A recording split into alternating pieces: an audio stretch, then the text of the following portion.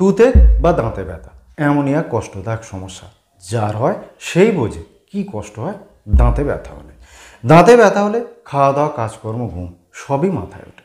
আপনি কি দাঁতে ব্যথায় কষ্ট পাচ্ছেন? তাহলে অযথা পেন কিলার না খেয়ে এই ভিডিওটা দেখুন। এই ভিডিওতে আমি দাঁতে ব্যথার চটজলদি উপশমে কয়েকটি কার্যকরী হোমিও ওষুধের উল্লেখ করেছি। দাঁতে ব্যথার কারণ যাই হোক না কেন, যদি আপনি সঠিক ওষুধটা নির্বাচন করে প্রয়োগ করতে পারেন, তাহলে মাত্র 5 মিনিটে, মাত্র 5 মিনিটেই আপনার দাঁতের ব্যথা গায়েব হয়ে যাবে। আপনি আশ্চর্য হয়ে যাবেন হোমিওপ্যাথির জাদু দেখে। চলুন তাহলে দেরি না করে শুরু করা যাক আজকের ভিডিও। দাঁতের সবচেয়ে ভিতরের লেয়ারকে ডেন্টাল পাল্প বলে। ডেন্টাল পাল্পে সেনসিটিভ নার্ভ এবং ব্লাড ভেসেল থাকে। এই ডেন্টাল পাল্পে ইনফেকশন হলে দাঁতে এবং এর আশপাশে ব্যথা।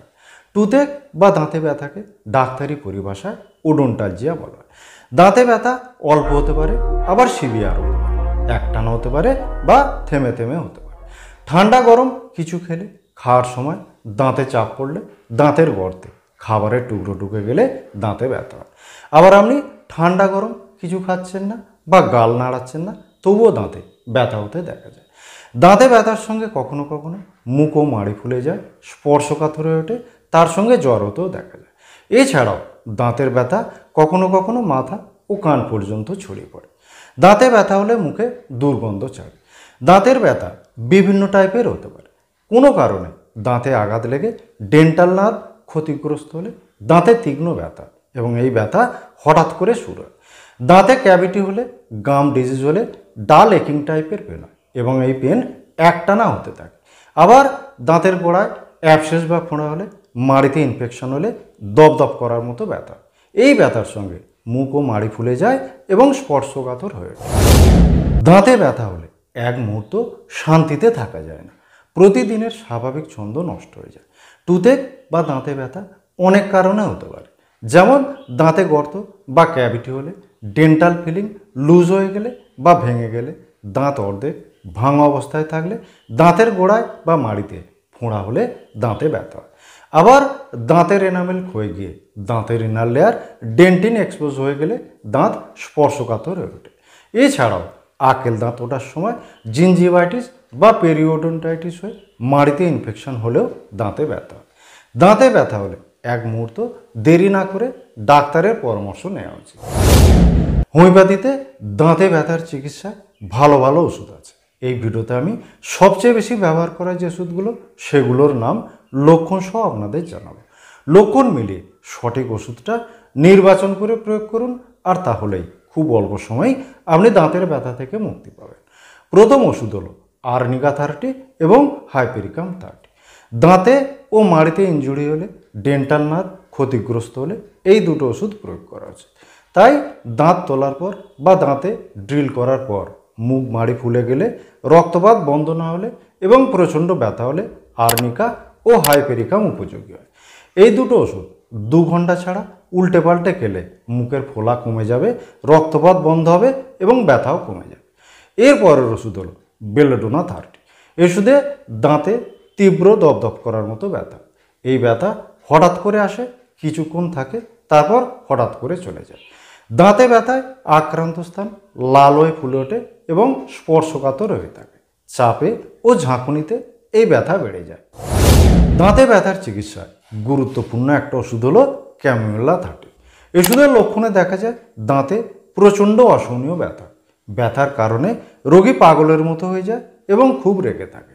দাঁতের ব্যথা কান পর্যন্ত ছড়িয়ে পড়ে এবং আক্রান্ত দিকের গাল ফুলে যায়। ওষুধের দাঁতের ব্যথা রাতে এবং গরম কিছু খেলে বেড়ে যায়। নেক্সট ওষুধ হলো কপিয়াক্রুটা 30। ওষুধের দাঁতে গুলি করার মতো বা ছিঁড়ে ফেলার মতো ব্যথা। এই ব্যথা ক্যামোমিলার মতো গরম কিছু খেলে বেড়ে যায়।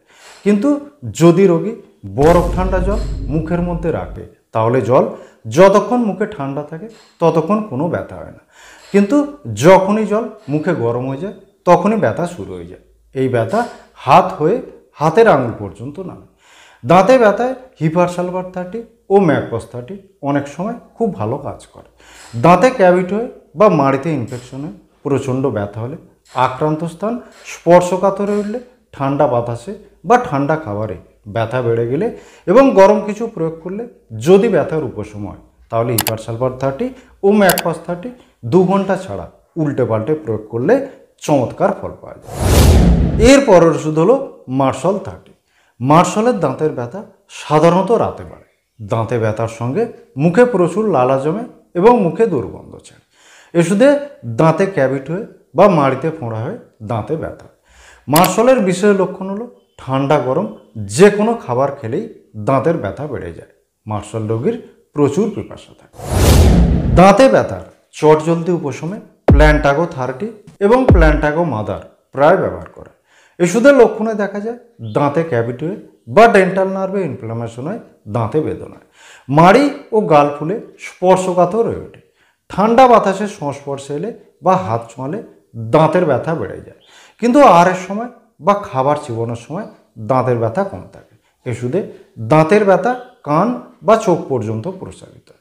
দাঁতের ক্যাভিটিতে বেদনা হলে এক টুকরো তুলোতে কয়েক ফোঁটা প্ল্যান্টাগো মাদার দিয়ে আক্রান্ত দাঁতে বসিয়ে দিলে দাঁতের ব্যথা কয়েক সেকেন্ডের মধ্যেই কমে যায়। নেক্সট ওষুধ হলো পাসডিলা 30। ওষুধে দাঁতে ব্যথা হতে হতে একটা সময় আসে যখন ব্যথা চরমে পৌঁছায়, তারপর হঠাৎ করে ব্যথা কমে যায়। দাঁতে ব্যথার সঙ্গে রোগীর শীত শীত করে। পাসডিলার দাঁতের ব্যথা সন্ধ্যায় ও রাতে বেড়ে যায় এবং ঠান্ডা খাবার বা ঠান্ডা পানীয়ে দাঁতের ব্যথার উপশম হয়। পাসডিলা রোগীর জিভ শুকিয়ে থাকে অথচ কোনো পিপাসা থাকে না। এর পরের ওষুধ হলো সায়ালিসিয়া 30। দাঁতের গোড়ায় বা মাড়িতে অ্যাবসেস হয়ে দাঁতে ব্যথা হলে সায়ালিসিয়া প্রয়োগ করা যায়।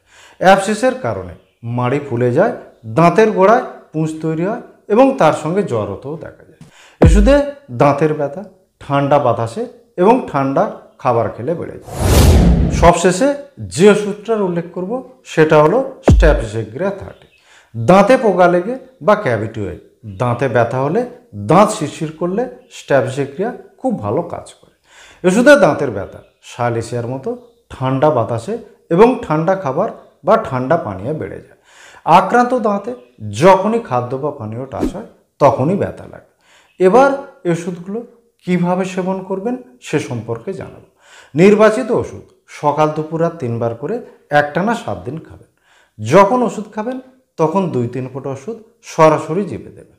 ওষুধ খাওয়ার 20 মিনিট আগে থেকে ওষুধ খেয়ে 20 মিনিট পর পর্যন্ত কিছু খাবেন না, এমনকি জলপানও করবেন না। বন্ধুরা, আজ এই পর্যন্ত।